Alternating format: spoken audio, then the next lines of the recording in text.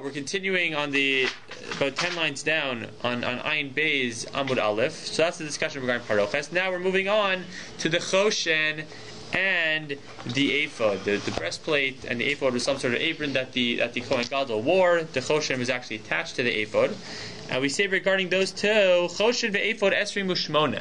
So those are made out of 28. So how do we get to 28? Minallah. So we say Dichsiv.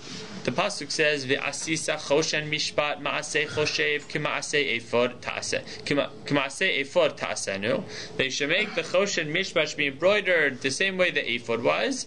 And it lists 5 different materials: zahav, tcheles, gargaman, tola shani, b'shesh morsar. So we say regarding the last 4 materials. So we say arba, deshisa shisa, esrim ve'arba. So we assume that each one of those, the last 4 materials mentioned, everything except the gold, are made out of 6 different pieces of thread. So that gets you to 24. Zahav arba, then the gold itself is another 4. Ha'esrim v'timnaya, that gets you up to 28. Okay, so why are we assuming that gold is different? We just said that everything else is 6 and the gold's made out of 4. So why? Ve'mazav nami shisha. Why don't we assume that gold is also 6? That makes a lot more sense. So Amar of Acha bar Yaakov Amar Kra. So he brings a proof on the pasuk. The pasuk says regarding the gold that is put into the choshen and the ephod, b'kitzeit psilim, that you should cut the threads. So psil psilim harikan dalit. So how does it get to 4? So Rashi explains b'kitzeit psilim. So this is the first short line of Rashi. Psilim mashma train. So it's plural, so that implies 2. Ucheshekotzeitz kol echad lishnayim. You cut each one into 2. Right? Kitzeitz havilahu dalit. Then it's 4. So therefore we get So that gets you up to 28. 6 for everything else. 4 for the gold.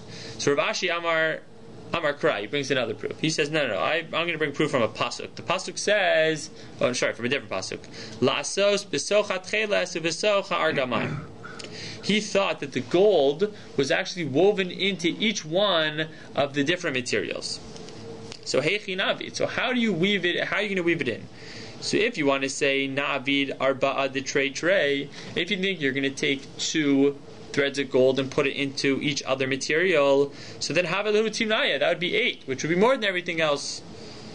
So now we suggest, fine, so maybe navi tray the tray, betray the chad. So we want to get to 6 threads. So 2 of the materials, you'll take 2 pieces of gold thread and you'll weave it in together with all them. For the other 2 materials, you'll only take 1 piece of gold thread, weave it in together with them. You end up with 6, and it works out nicely. So we say that also doesn't work. We respond ve'asisa. You use the word ve'asisa. You shall make them. We make a drasha sheyu kol asiyosaf shavos. No, we don't want to differentiate between the different types of material. This one has 1 piece of thread, gold thread in it. This one has 2 pieces. So we're going to only put 1 piece of gold thread in together with everything else. Then that gets up. So zahav only has 4. Everything else has 6. Gets you up to 28. Just to see a Rashi says, Rav Ashi Amar, Hainu Tama de Zahav Vav Lo Efshar. You can't say that the gold also has 6 pieces. Because we learn out that you do it inside of them, which implies that you mix together the gold with the other materials. We only want to mix 1 thread, therefore only 4. Okay, now the Gemara is going to talk about ripping 2 different similar drashas. So Amar Rachava Amar Rav Yehuda. Make the Hamikareya Bigdei Kahuna. If you rip the Bigdei Kahuna, Loket, you receive lashes. Shneemar Lo Yikareya.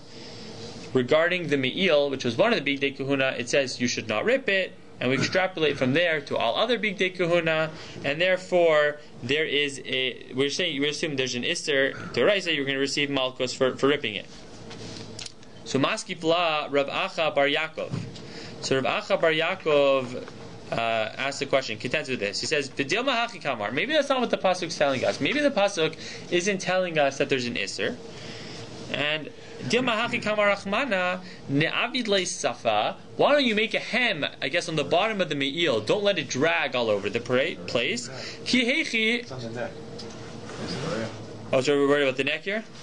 Isn't that where the that's very possible because the pomegranates are on the bottom. Yeah. Okay, so maybe the neck. Thank you. So kihechi delo nikra. So maybe it's just telling you make it in a way that it won't come to rip. Not that there's an isser to rip it. Just make it in a way that it won't rip. So miksiv shelo yikarea. So that's our rejection. We say Pasuk doesn't say make it in order shelo yikarea, in order that it won't rip. It says just lo yikarea, don't rip it, which implies an isser. And now we're going to make a very similar type of argument regarding the choshen and the poles in the aron as well. So Amar Rabbi Elazar hameziach choshen me'al ha'efod. If you remove, we said that the choshen, the breastplate, was attached to the ephod. In fact, some sort of that's what I'm looking for. cord? The cord, but the ephod itself was some sort of apron, I think. But it came up. It came up above his shoulders, and it was attached. The choshen was attached to those straps. So you're not supposed to remove the choshen from the ephod. And also the meisir bade aron. The aron had poles. There were rings on the sides of the aron, and we stuck poles in to carry it. Well, we don't really care. But hameisir bade aron loke. If you remove those poles as well, you're going to receive malchus. Again, shneimar, because the psukim say lo yizach and lo yasuru. So lo yizach we're assuming is an isser, and therefore if you do it, you're actually going to receive malchus. So now we're going to come up with a similar argument. Maskif la Rachab bar Yaakov b'dilma kikam rachmana chadkinu ve'abdinu shapir kidei shelo yizach v'lo yasuru. Maybe the Torah again is only telling us, why don't you make it in a proper way, in order that it won't come, it won't remove itself. Make sure to tighten it, and therefore it won't become loose. So again, we say miksiv shelo yizach v'shelo yasuru. Does the pasuk say in order that it won't come attached, or in order that it won't be removed? No, it says lo yizach, lo yasuru, and therefore we're maintaining that it's an isser, and you're going to receive malchus if you do so. Was the havamina that it's like not that you're over 11 get malchus, but that this is an assay somehow? I don't even know if it's an assay or just an eitzah tova. Just I don't know if you'll say it's a mitzvah asay. It's just telling you would make sense, like to prevent it, put around the neckline and make sure it sticks. But if you do tear or you do pull it out, you're still labor. So maybe we would imply that they're trying to say that it's a positive. Don't do this, do this. Well, we'll kind of see. Well, look at Rashi first of all. Maybe see Rashi chadkinu. So this is the havamina. What's the havamina? So kashrim yafeh. Tie them very tightly. V'al hatabaos vehabadim, and regarding the rings of the aron and the poles you're putting through, omer sheyitnam betabaos bedochach, that you should stick it in very tightly. So that's a havmina. So as we're going to see in the next Gemara, we're going to see what exactly that means to stick it in tightly. So I'm not sure if we're going to maintain that it's really an asay, because we're going to end up saying that the poles were in the aron, as in they weren't able to leave, but they weren't in tightly. They were actually. We'll see that in a minute. So now the Gemara is continuing. Now it's going to bring down a whole.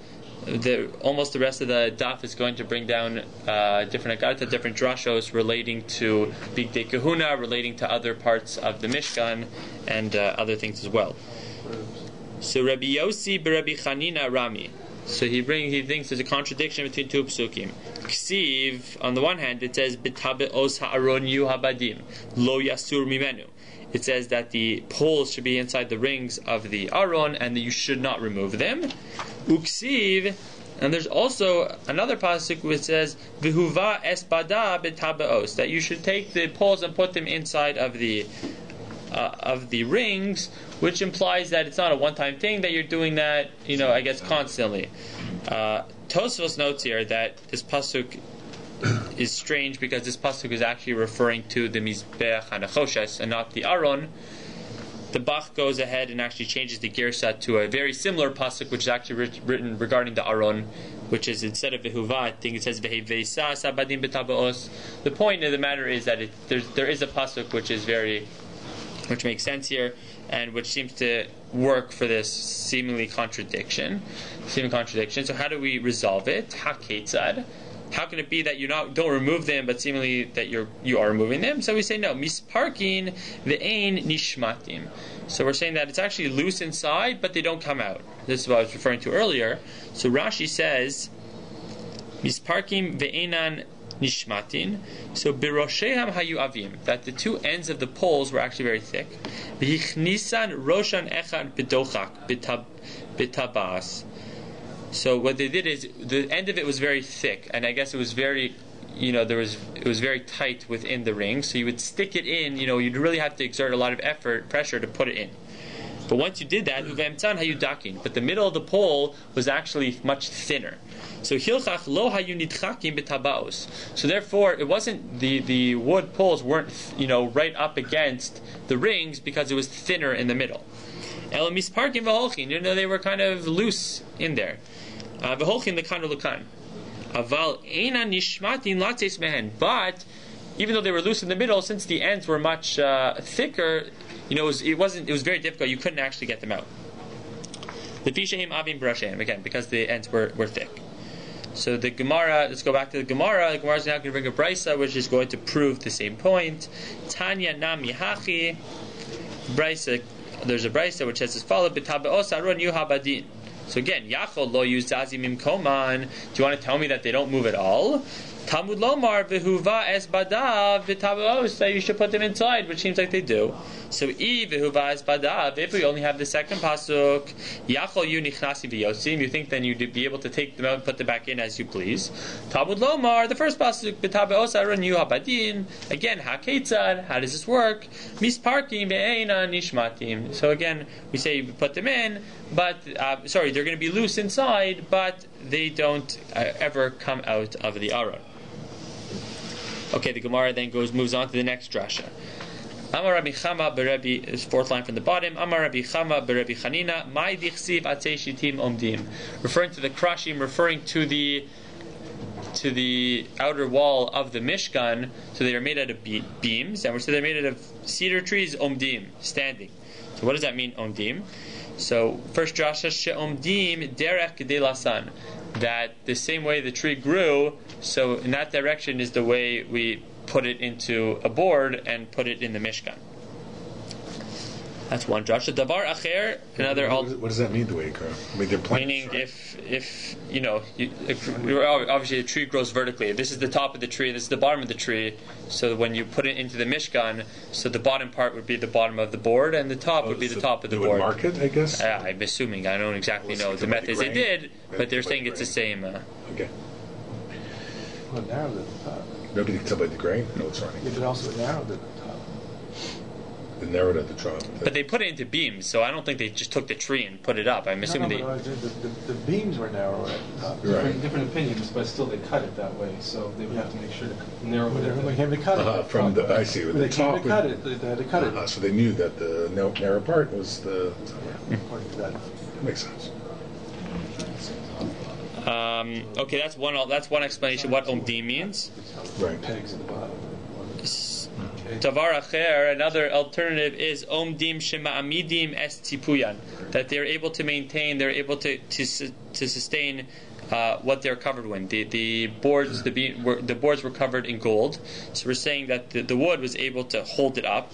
What exactly that means, Rashi says shema'amidin es tipuyan. So tipoy hazahab ma'amidin aidei masmeros, that the golden cover was supported by nails onto the tree, or onto the wood. Or lashon acher, maybe it means shelo hisliu, that the boards themselves never rotted, and since they didn't rot, lo nafal tipuyan, the cover didn't fall off of it. That's the second drasha, and the Gemara gives a third drasha. Davar acher omdim. They're standing. Shema Tomar Avad Sivran Ubatel Sikuyan, which Rashi explains. Shema Tomar Misha Nignizu, that once they were I guess buried. So Avad Sivran Shelo Yashuvuod, you think that they're never going to come back. Ubatel Sikuyan, Rashi says Mashan Ustochim Betopin Lahen, the fact that we're waiting for it to be rebuilt and it's not coming back. So Gemara, so the drasha is Tamul Lomar Omdim, that they stand, meaning She Omdim Laolam Ula Olamim, that they remain forever. So three different drashas related to the word Omdim. Okay, the Gemara goes on, the next drasha. So Amar Rabbi Chama Rabbi Chanina, my dichsiv es bigdei hasrad l'shareis ba'kodesh. So Rashi on Al Chumash points out that the bigdei hasrad that's referring to are the cloth that was used to cover the different utensils of the Mishkan when they were moving.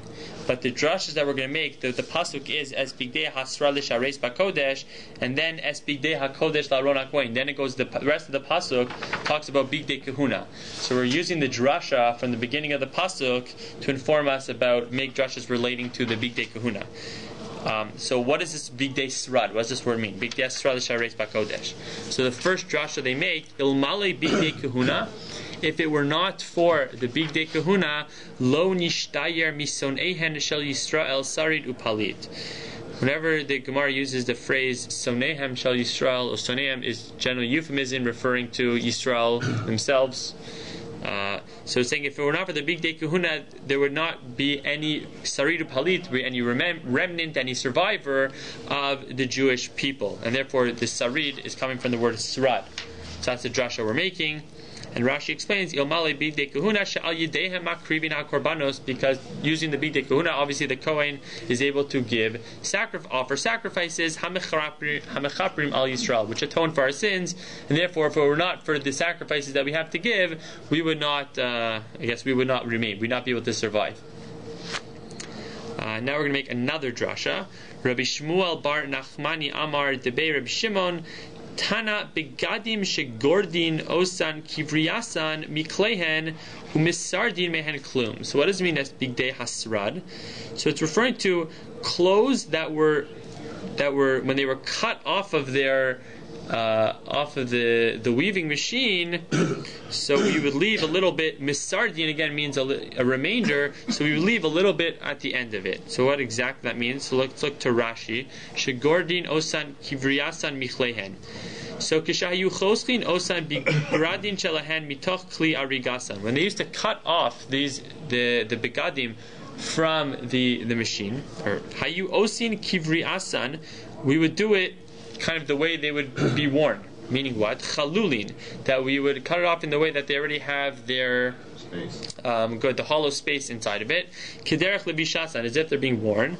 Below kishar yiria, and it's not like the other curtains. Shetzarich shuv lechotcha lemidas halevush velitbor b'machar. It's not like other pieces of clothing, which you again have to then cut it down to size and sew everything up. Shlomo, can you explain it to us?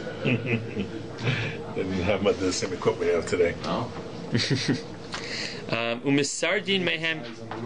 We said umisardin mehem klum. This is what the drasha is, and then we leave a little bit over at the end. Again, misardin from the word srad. So what does that mean? Mishayrin mehen miktsas she'eno arugi mahen. We leave a little bit of the cloth. We leave a little bit over, which was not woven with it. V'zehu lashon srad. So Gemara is going to ask now, mahi, meaning also shior. What is this little part over that we're not, weaving together with it? Rish Lakish Amar Elu Maaseh Macha. This is referring to the work done with the needle. Rashi explains Elu Maaseh Macha Miktsaso Haya Nera Bifnei Atmo. Part of the clothing was actually woven by itself. Umechabro b'macha, and only afterwards they would attach the two pieces with a needle. They would sew the two pieces together. So Gemara asks, Meisvei, bigdei kahuna ein osin osan maaseh machat ela maaseh oreg. That the bigdei kahuna, the clothes of the Kohanim, was not made out of needlework, rather it was woven. Shene'emar maaseh oreg. The pasuk says that the clothes were woven. So if so, how can we then, how are we using to sew these together? So Amar Aryai lo nitzracha Ela lebeis yad shelahem. Now this is referring to the part that's left over is referring to the sleeves. Kidetanya Base yad shall bigdei kahuna, the sleeves of the bigdei kahuna, ne'ereges bifnei atzma, were woven by themselves. V'nid bekes im habeged, and then afterwards they were sewn on, attached to the rest of the clothing. Umagas ad pisas hayad, and I think we're just saying that the length of it was all the way up until the hand. And that's the drasha that we're making out of bigdei srad. Again, either that we need it in order that we can survive, or that we're referring to the bigdei that we leave over part of the bigdei kahuna, which we then sew on afterwards, which refers to the sleeves. So the next drasha again is made by Amar Rachav Amar Rav Yehuda. Shalosh aronos asa Betzalel. That when Betzalel made the Aron Kodesh, he had 3 boxes. Rashi explains Shalosh Aronos. Shneimar, when it refers to the Aron, it says Mibais michutz titzapenu, that you should cover it, cover the Aron on the inside, on the outside. So what does that mean? Bishel eitz be'emtza, and there should be wood in the middle. Behoshivu besoch shel zahav, bechazer v'nasan shel zahav sheni, besoch shel eitz, v'chipas sfaso halyona bezahav, nimtza mitzupe mibais michutz. So how do we cover it? What do? We took a wood box. We took a gold box and put it inside the wood box. Then we took the wood box and we put it inside a gold box. So it's covered on both ends by gold. The only part of the wood you would still be able to see is the top layer, because there are 3 hollow boxes, well, 2, right? We're putting them one inside the other. And therefore, the top part of the wood we would cover with gold as well, and therefore it was totally covered with gold. So back to the Gemara. So Shalosh Aronos Asa Betzalel Emtza'i Shel Eitz. The middle one was made out of wood. Tisha, and it was 9 Tvachim tall. And Rashi explains, because we know that the Aron is. Rashi says Tisha Gavo Tisha Tvachim Mibachutz. It's from the outside. It's 9 Tvachim. Shnei Mar Ama V'Chetzi Komaso. I think it's referring to the 9 Tvachim from the outside, because we're assuming that the bottom part of the box was a tefach thick. So therefore, if you're measuring from the inside, it's really only 8 tefachim. But if you measure the whole box from the outside, it's going to be 9 tefachim. And that's why and based on the pasuk which says it's amma v'chetzi, and there's 6 tefachim in an amma, therefore we're going to get to 9 tefachim. So back to the Gemara.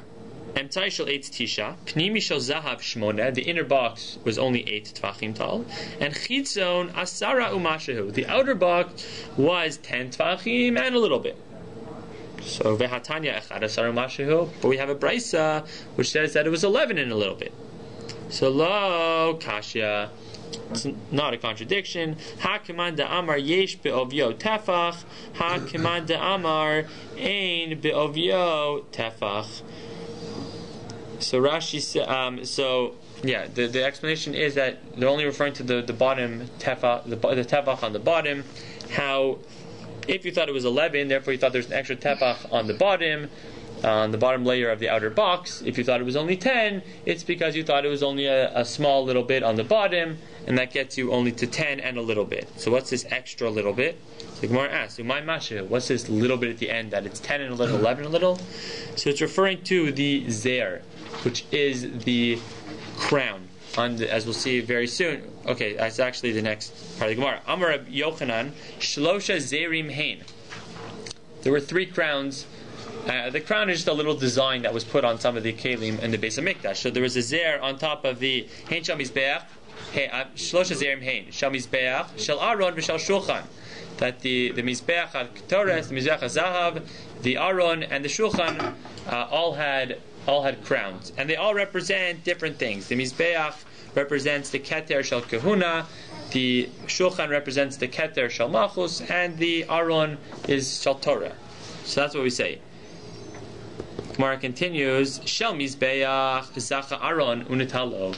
So the one of the Mizbeach, Aron was worthy, and quote unquote took it, meaning he was worthy for it, that you got the Keter Kahuna. Shel Shulchan Zacha David, that's relating to Malchus. Zacha David Nitalo, he took it.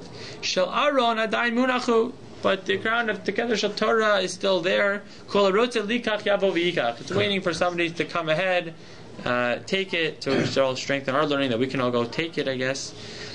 Shema Tomar Pachosu. So you might think, well, what do you mean? That's got to be the worst one, because the other 2 were claimed already. No one's taking it. So Talmud Lomar, no, not so. Bi Milachim Yimlochu. Right? the pasuk in somewhere in Nevim, I think, or Ksuvim, Mishlei, thank you, Ksuvim, says that in me the kings will reign. Rashi explains, meaning the gadol hamamlich min hamelech, the one who makes kings is greater than the king himself.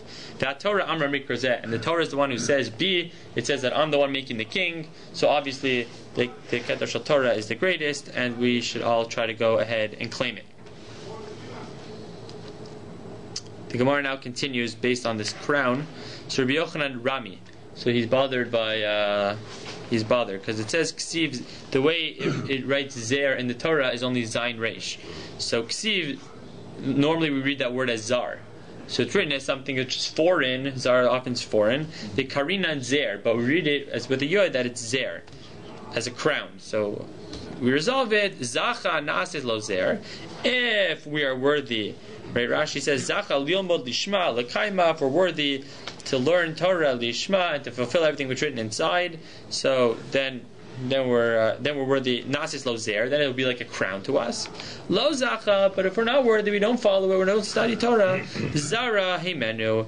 Rashi says, Mishtakachas mimenu, we're going to forget everything. Rabbi Yochanan Rami. So Rabbi Yochanan now brings down another problem based on Psukim. It says on the one hand, Ksiv Asisa Lecha Aron Eitz, that you in the singular should make an Aron Eitz, referring to Moshe. Uksiv Ve'asu Aron Atzei. But then we have another pasuk which says in the plural that you should make the Aron into the plural. So how do we resolve that? Mikan the Talmid Chacham shebnei iro mitzuvin lasos lo milachto. So from here we learn that the Talmid Chacham, that the people in his community should take care of all of his needs. Let him learn Torah in peace, and let us do all the work for him. Okay, the next drasha. Mibayis umichutz titzapenu. So when it talks about the Aron, it says that it should be covered, the wood should be covered from the inside and the outside. Amar Rava, so we make a drasha relating to Talmidei Chachamim. Kol Talmid Chacham she'ein tocho kevaro, I guess his inside, I think we said his inner thoughts are not like his outside. Eino Talmid Chacham, that person is not really a Talmid Chacham. Abai is going to be more critical. Amar Abai Bisema Rabba Barula Nikra Nisav. It's not only that it's not a Talmid Chacham, it's actually, from the word Toeva, it's disgusting. Shneimar then brings a pasuk from Eov. Ap ki nisav v'ne'elach ish shoseh kemayim avla. Rashi explains so what's the drasha? That ish shoseh is a person drinking Torah kemayim. He's drinking Torah like it's water. He's licking, lapping it all up. Ba v'yesh bo avla. He still has a serious, from the word avel, sin. Still has a serious sin. It still has a serious flaw in him, and it doesn't help. Just to if you're inside again, it's not like you're outside. The next pasuk quotes Amar Rabbi Shimon, back to Gemara Bar Nachmani. Thank you, Amar Rav Shmuel Bar Nachmani, Amar Rabbi Yonasan. My dichsiv. What does the pasuk mean? Lama zeh mechir biyad ksil liknos chochma v'lev ayin. So why is it that a fool, has money that he's able to buy wisdom, but he doesn't have any sort of heart? What is this pasuk referring to? So it says, Oy lahem l'sonehem shel Talmidei Chachamim. Again, you using this euphemism. So woe onto the Talmidei Chachamim she'oskim b'Torah, that they're sitting there learning Torah, but v'ein bahen yiras shamayim, but they have no fear of God. So and then the next Machri's Rabbi Yanai goes ahead and says about these people, Chaval, for these people, al deleis le darta, that they don't even have Rashi's chatzah, they don't even have a dwelling place, they don't have a courtyard. Vitara le darte avid, but they make a gate for this chatzer. So Rashi explains, Vitara lidarte abid, they make a gate for their chatzer. Shah Torah eno ela sha'ar, that the Torah is a gate, likanis bal yiras shamayim, is a gate used to get to yiras shamayim. Lekach tzarich shetakdim lo yiras shamayim, and therefore really we need to have yiras shamayim first, and then only through Yiras Shamayim, then we can, then use the Torah as a way to get there. But we have to have that concept before we begin. What Who are the Sonehem? That it's euphemism. It's referring to Talmidei Chachamim themselves. We had it earlier, Sonehem Shel Yisrael. Often we don't want to seem like, because the phrase earlier was, or here also is that, woe on the Sonehem Shel Talmidei Chachamim. We're saying it's them themselves. This person, you put it like on the Sonehem. Yeah, but... interesting, okay. Yeah, this is a similar idea. So Amir Lahu, back to Gemara, Rava Rabbanan, Bimatusa Minaichu, he was asking for the rabbis, I plead from you, Lo Tirtun Tarte Gehenim. Don't go ahead and inherit two types of Gehenim. So Rashi explains, what's this mean? It's referring to the same idea. So don't Liosi Gain Bamelim Batorah. So don't, strive and work very hard and learn Torah Ba'olam Hazeh. But don't spend all your time learning it and then not fulfilling what it actually says. Because why? The tirshu gehenim b'moschem, you're going to inherit. You're going to get gehenim when you die because you didn't fulfill anything. And here too, you're getting gehenim because you're spending your time learning and you're not benefiting from anything. So I don't think he's telling you to give up one for the other. I think he's telling you make sure to fulfill everything, and then you won't get any gehenim. Or maybe I get at least one, but it'll be a Olam Hazeh and less important than Olam Haba. It'll be an R.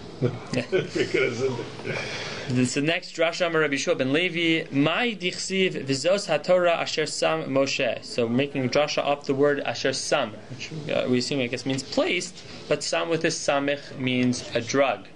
So zacha, if we're worthy, I guess if we're learning the Torah, nas is lo sam chayim. It can be a cure for us. It will be a drug for us to keep us living, because if we fulfill everything that's written, we'll be rewarded. But lo zacha, if we don't fulfill what's written in the Torah, nas is lo sam misa, will actually be a drug which will lead to our death. It can kill us, because if we don't fulfill what's written inside, then we will get punished and will lead to bad things. And behind it, Rava, this is similar to what Rava said. The Uman la sama dechaya, somebody who's an expert in it, referring to the Torah, again, will be a drug of, a positive drug for life. The lo Uman la sama demusa, it will lead to his death. Okay, Gemara continues, referring to Amar Rabbi Shmuel Bar Nachmani, Rabbi Yonasan Rami. So again, a contradiction between two psukim. Ksi pikudei Hashem yisharim misam chelev. On the one hand, it says that the words of Hashem are upright, they're straight, and they make us happy. So I know this is the pasuk again that we use to tell that it's asur for an avel to learn Torah because Torah makes us happy, and it's asur to learn Torah on Tisha B'Av because it makes us happy. But Ksiv, we have another pasuk which says Imras Hashem Tzrufa, that the word of God Tzrufa, I guess, smelt us together, and that we're assuming is a negative. So how do you reconcile the simcha with the smelting, which means the anger? So zacha misamachto. If we're zoche, then we'll be happy. It will make us happy. Lo zacha, again, we don't learn it. Tarafto, it will burn us up. And Reish Lakish Amar Migufei Tikra Nafka. We don't even need a contradiction to teach us that. Even from the second pasuk itself, we can learn out this idea because trufa doesn't only have negative connotations. And therefore, Zachat Tzarafta L'chaim, if you're worthy, you study it, then it will bring you to life. Or Lo Zachat Tzarafto L'misa. Right, Rashi says, B'Yisurin Gehenim, you'll meet all these troubles. Because Pikudei Hashem Yisharim is from Perek Yotes in Tehillim. Now we're going to go on darshan some more psukim from that same Perek. Yiras Hashem Tehora Omedes La'ad. That the fear of God is Tehora and it remains forever. So Amar Rabbi Chanina, this is referring to Zeha Lomei Torah B'Tara. This is referring to somebody who learns Torah in purity. Mahi, what's this referring to?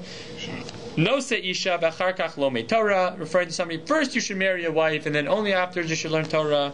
Which I noted in the morning class. Definitely, there's contradictory braysos to the exact opposite. First you should learn Torah, and then afterwards you should get married. Right. So they're saying that halal haluhu. They're referring to people who have money versus people who don't have money. Yeah, but I think it's referring to that. In that. Yeah. Okay. And then the next drasha, Eidus Hashem Ne'amana, it's from the same parak. So that the testimony of Hashem is believed, So Amar Rabbi Chia Bar Ava Ne'emana hi lahayid belomdeha, that the Torah and it itself is able to testify who is learning from it, who is fulfilling. Right? Rashi says lahayid belomdeha mi kiem mi lo kiem. You have to believe the Torah if you want to know who's fulfilling what's written in the Torah. Go to the Torah itself. The Torah knows who's fulfilling what it's saying and who's not. Okay, the Gemara concludes with one last drasha going back to the big day, to the curtains in the Mishkan.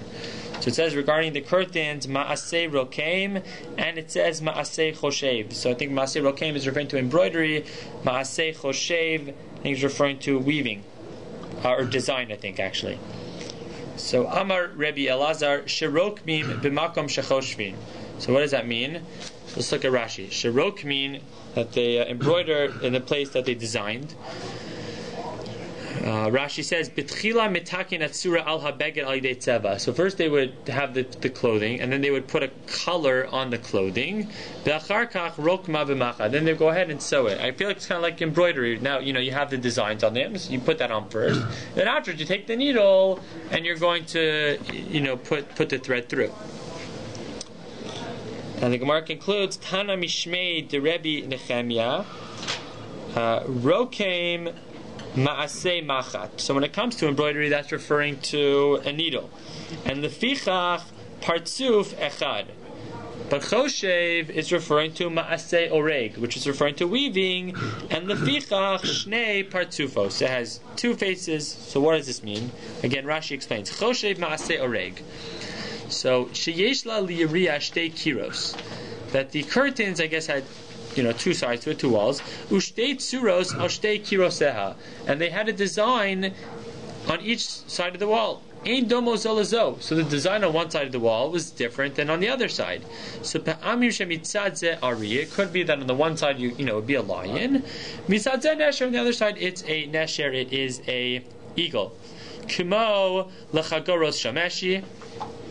The Hainu based partufim. That's what means that there's two faces because they look different on the two sides.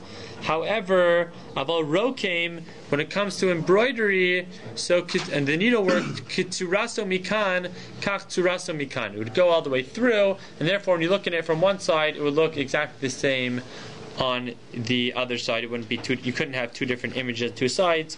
We'll stop here. Next sugya is talking about something totally different. Shraga. You know, saying Kaddish.